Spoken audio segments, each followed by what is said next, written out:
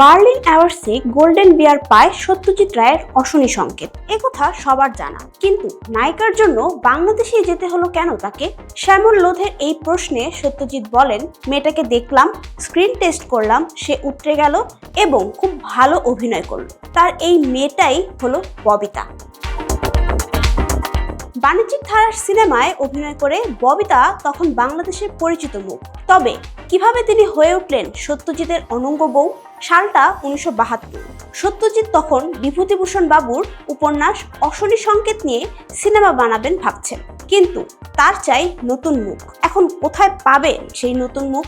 চাইলেই ডাক দিতে পারতেন সাবিত্রী চট্টোপাধ্যায়, সুচিত্রা সেন বা অপর্ণা সেনকে, কিন্তু চোখ আটকে যায় চিত্রালী ম্যাগাজিনের এক মেয়ের ছবিতে। ম্যানেজারকে দিয়ে ডাক পাঠালেন সুদূর বাংলাদেশে।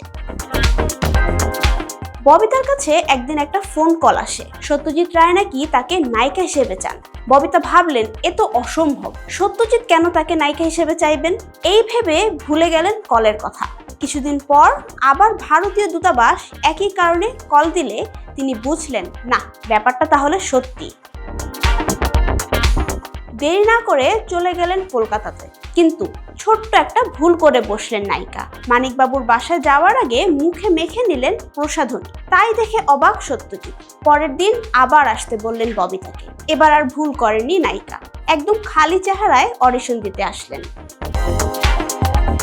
সাজগোজ করা গ্ল্যামারাস ববিতাকে নয়, বরং সাদামাটা চেহারার ববিতার কাজের প্রতি আগ্রহ দেখেই সত্যজিৎ চিৎকার করে বলে উঠেছিলেন, আমি আমার অনঙ্গ বউকে খুঁজে পেয়েছি। দুই বাংলার মধ্যে কাজ করা তখন সহজ ছিল না। সত্যজিৎও একথা মেনে নিয়েছিলেন, কিন্তু ববিতার সাবলীল অভিনয় অনঙ্গ বউয়ের চরিত্রকে করে তোলে অমর। তাই তো সত্যজিৎ রায়ের সাথে কাজ করা জীবনের শ্রেষ্ঠ অভিজ্ঞতা বলে মনে করেন ববিতা।